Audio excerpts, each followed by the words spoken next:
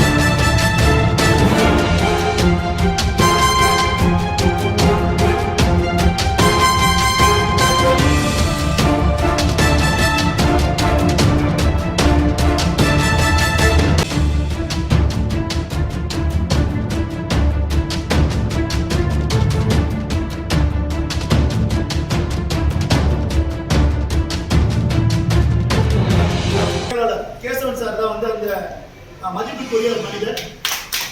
அவர் மூலமா இன்னைக்கு நடைபெற்ற அண்ணன் சுப்பிரமணியன் அண்ணா இருக்கட்டும், ராமதாஸ் சார், மலை செந்தில் சாரா இருக்கட்டும், நந்து சார் எல்லாருமே அவங்களுடைய வழிகாட்டுதல்படி இன்னைக்கு நல்லா இந்த சங்கத்தை கொண்டு போயிட்டு இருக்கோம். சங்கத்தை கொண்டு போறது மட்டும் இல்ல, பிள்ளைகளையும் மேல கொண்டு போறோம். சங்கமும் வளருது, நம்மளும் வளர்றோம் அப்படிங்கிறது இது ஒரு பெருமையான விஷயம்.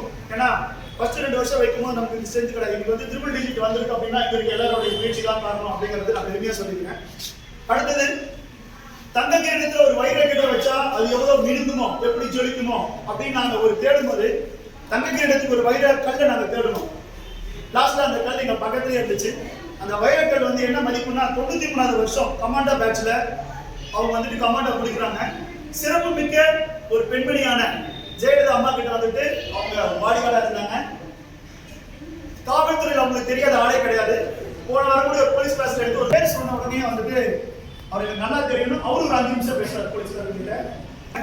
அம்மாவோட வேட்பாளர்கள் அவங்க எம்எல்ஏசி நின்றுருக்கு. அவருடைய பேர் நம்மளுடைய மாநிலத்துடைய தலைவர் கமாண்டர் பாஸ்கர் அவர்கள். அவர் அலங்கரிப்பு ஒரு வைர கண்ணாடி மதியம் தாண்டி ஒரு சட்டப்பூர்வமா நாங்கள் இந்த அசோசியேஷன் நடத்துறோம். மேற்கொண்டு ஒரு காலங்களில் தலைவர் வந்து எங்களுக்கு இன்னும் உதவிகள் பண்ணுவார் அப்படின்னு நம்புறோம். தலைவருக்கு ஒரு சின்ன ஒரு கோரிக்கை என்னன்னா, நாங்கள் எல்லாருமே இந்த சின்ன ஒரு கோயிலிருந்து தான் வளர்ந்து வந்து வச்சுக்கோங்க. நிறைய பேர் இங்கிருந்து தான் நாங்கள் வளர்ந்து போனோம். அதனால எனக்கு சின்னதாக இருக்கு. மேற்கொண்டு இது மாதிரி நீங்கள் பல இதை பார்ப்பீங்க. அதுக்கான முயற்சி இருக்கு, எல்லாருமே பண்ணிட்டு இருக்காங்க. அது வந்து கண்டிப்பாக நடக்கும் அப்படிங்கிறது சொல்றோம். நிகழ்ச்சியில் பங்கு கொண்டுள்ள சிறப்பு விருந்தினருக்கும் சங்கத்தின் தம்பி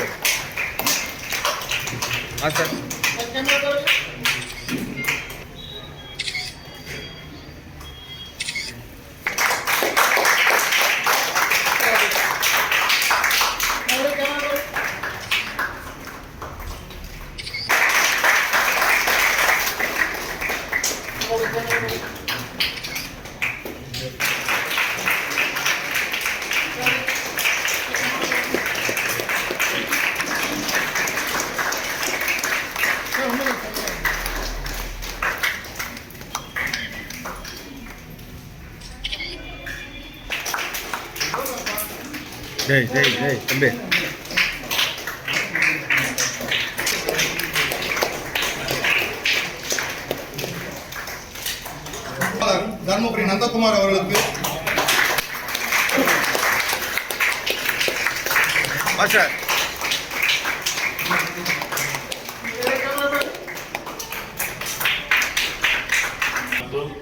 எங்க எல்லாத்துக்கும் ஒரு வழிகாட்டியா இருக்கும். கேசவன் சாருக்கு பொன்னாடை பூத்தி கோயிலுக்கு மாதிரி நம்மளுடைய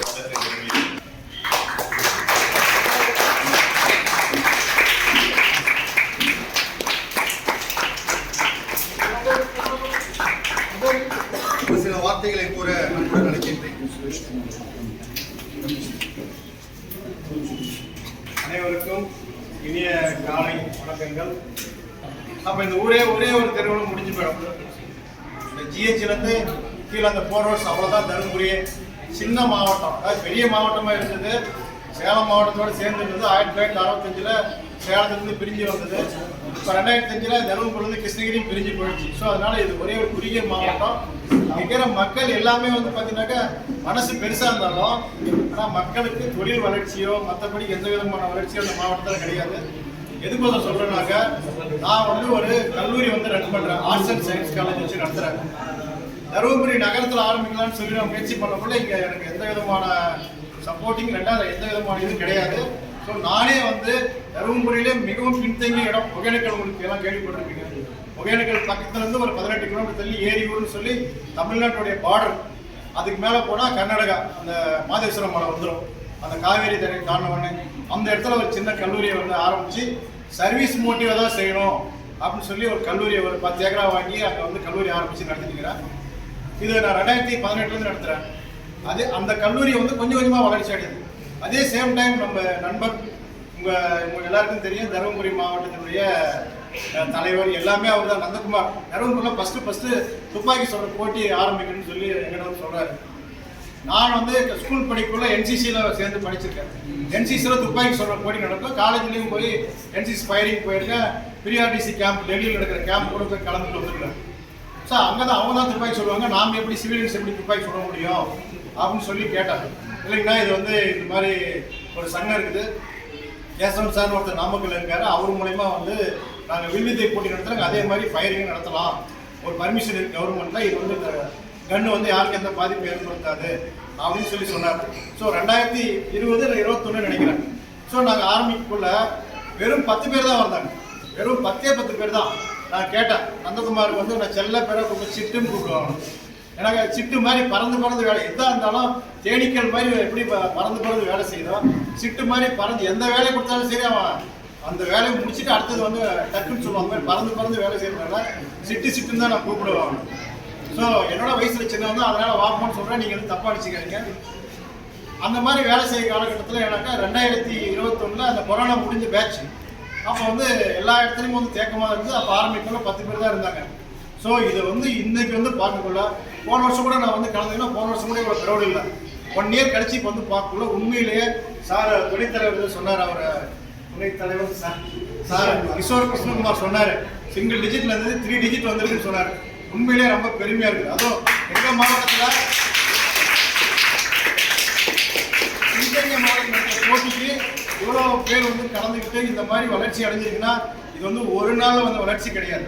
கிட்டத்தட்ட 4 வருஷம் கேசவன் சார் தலைமையில் மற்ற அவரை சார்ந்து இருக்கிற அத்தனை உறுப்பினர்களுடைய தலைமையில் வந்து அவங்களுடைய பயணங்கள் வந்து கடினப்பட்டு உழைச்சிருக்கிறாங்க. ஒரு பொருளை சாதாரணமாக உருவாக்கிட முடியாது.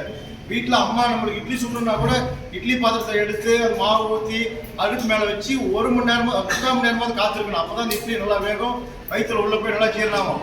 இல்லை அவசர அவசரமாக போகிற வேகத்தில் இன்னும் இட்லிக்கு தான் ரெடிமேடாக வரலான்னு நினைக்கிறேன். மற்ற எல்லா ஐட்டத்துக்கும் ரெடிமேட் சாப்பாடு வந்துச்சுன்னு நினைக்கிறேன். ஏன்னா குடும்ப தலைவர்களுக்கு தெரியும்.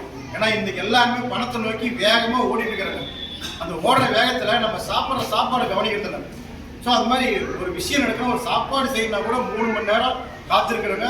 அதே மாதிரி அந்த சாப்பாடு நம்ம உடம்புக்குள்ள உள்ளே போய் ஜீரணம் ஆகுனா கூட காலையில் 9 மணிக்கு சாப்பிட்டா 1 மணிக்கு தான் ஜீரணம் ஆகுது. 3 மணி நேரம் நம்ம உடம்பு ஜீரணம் ஆகிறதுக்கே 3 மணி நேரம் ஆகுது. ஸோ அந்த மாதிரி ஒரு விஷயம் நடக்கணும் அப்படின்னு சொன்னாங்க. அது இதெல்லாம் ஒரு பப்ளிக் ஒர்க்கு, ஸ்டூடெண்ட் ஒர்க்கு, அது ஏர் கன்னு. ஆசிரியர் கூட திடீர்னு ஒரு பேப்பரில் போட்டிருந்தாங்க.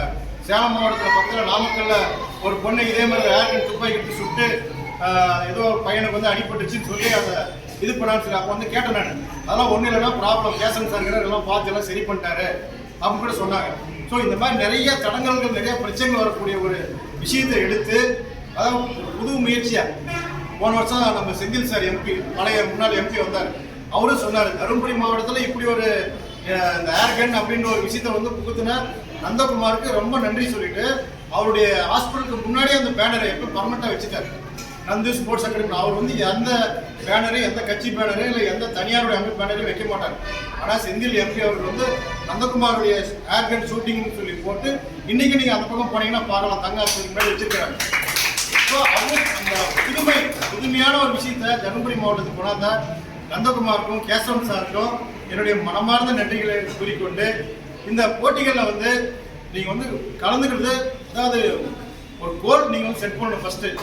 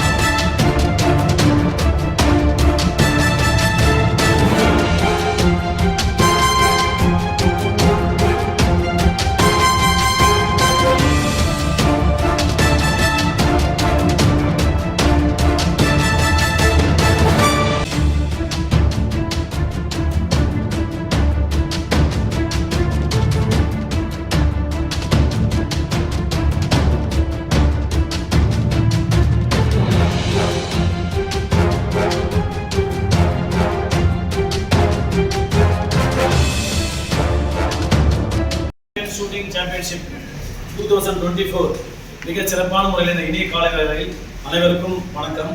இந்த ஏர்கன் காம்படிஷனில் வந்து இந்த நிகழ்ச்சியை சீரோடு சிறப்போடு நடத்தி கொண்டிருக்கின்ற எனது அருமை இந்த ஸ்டேட் ஆர்கனைசேஷனுடைய செக்ரட்டரி மிஸ்டர் கேசன் அவர்களுக்கும் மற்றும் வருகை தந்திருக்கின்ற திரு ரமேஷ் அவர்களுக்கும், சுப்பிரமணியம் அவர்களுக்கும் மற்றும் செந்தில் அவர்களுக்கும், தணிகைமலை அவர்களுக்கும், லட்சுமண் குமார் அவர்களுக்கும், வருகை தர உள்ள வெங்கடேஷ் அவர்களுக்கும், குமார் அவர்களுக்கும், வருகை தந்திருக்கின்ற வெங்கடேசன், கிருஷ்ணகுமார், தாமோதர் அவர்களுக்கும் இந்த விழாவை சீரோடு சிறப்போடும் மிகச் சிறப்பான முறையில் நிகழ்ச்சியை ஏற்பாடு செய்திருக்கின்ற இந்த மாவட்டத்தினுடைய தலைவரும் ஸ்டேட் ட்ரெஷரர் திரு நந்தகுமார் அவர்களுக்கும் இந்த மாவட்டத்துடைய செயலாளர்களுக்கும் வருகை தேர்ந்தெடுக்கின்ற அனைத்து ஏர் பிஸ்டல் ஷூட்டிங்கினுடைய அசோசியேஷனுடைய ஒட்டுமொத்த நிர்வாகிகளுக்கும் வீராங்கனைகளுக்கும் அவர்களை ஒருங்கிணைத்து வழிநடத்தி கொண்டிருக்கின்ற பெற்றோர்களுக்கும் ஆண்டவர்களுக்கும் சான்றோர்களுக்கும் அறிவு சிறந்தவர்களுக்கும் அருமையான போட்டோகிராஃபர் பத்திரிகையாளர்களுக்கும்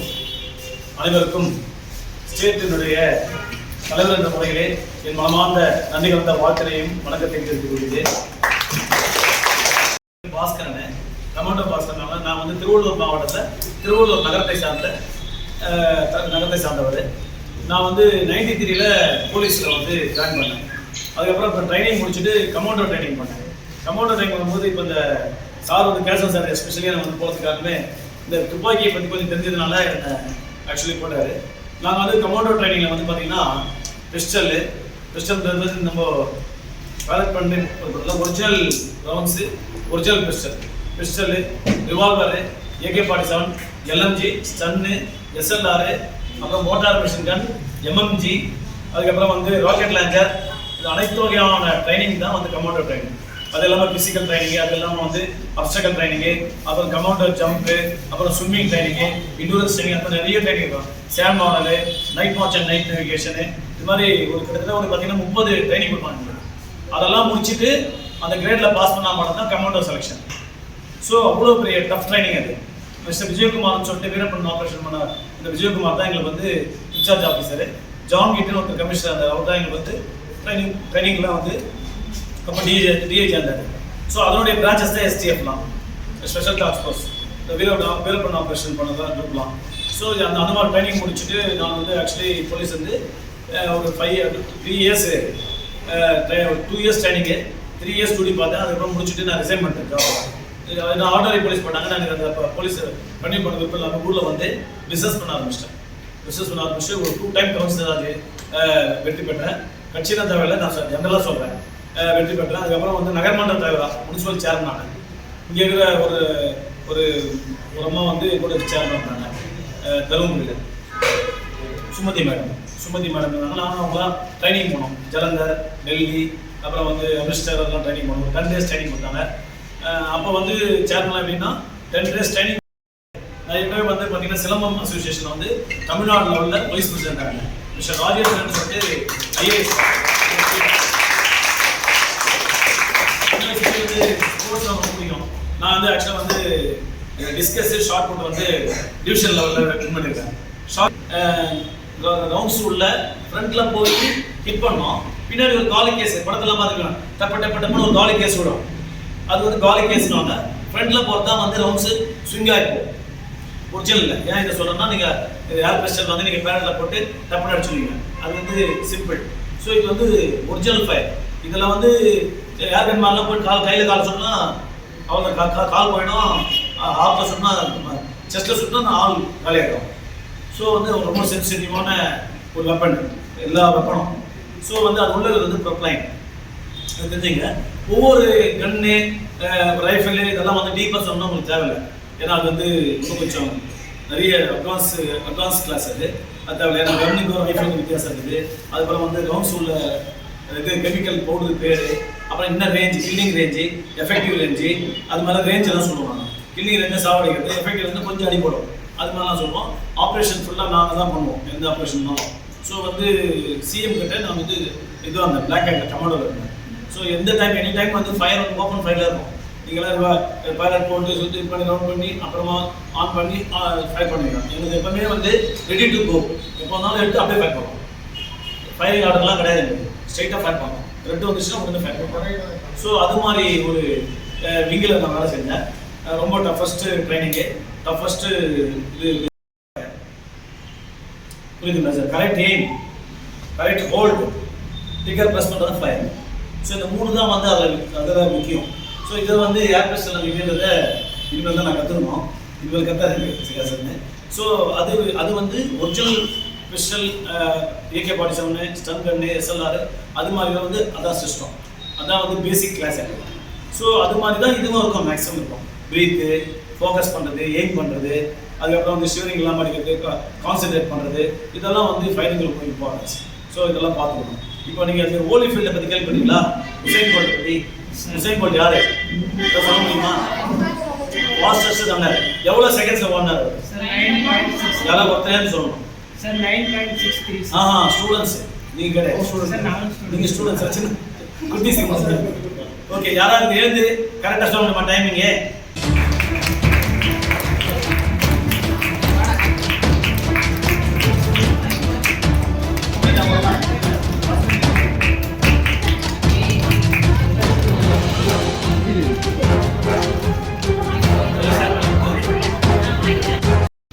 இதான் ஃபர்ஸ்ட் டைம் பேசுகிறேன் நான் மீட்டிங்கில். இங்கே நந்து ஸ்போர்ட்ஸ் அகாடமி மூலயமா இந்த போட்டி நடத்துறதுக்கு பர்மிஷன் கொடுத்த கேசவன் சார், மாநில தலைவர், மாநில செயலாளர் கேசவன் சாருக்கும், தலைவர் கமாண்டோ பாஸ்கர் அவர்களுக்கும், மற்றும் இங்கே வருகை தந்துள்ள விருதுநகர் மாவட்டம், சேலம் மாவட்டம் அனைத்து மாவட்ட செயலாளர் அவர்களுக்கும், என் கூட இருந்த செயலாளர் அவர்களுக்கும், இங்கே வந்து இந்த பொறுப்பெல்லாம் ஏற்று நல்லா நடத்தி கொடுக்கறதுக்கு உறுதுணையாக இருந்த எல்லாருக்குமே என்னுடைய மனமார்ந்த நன்றி.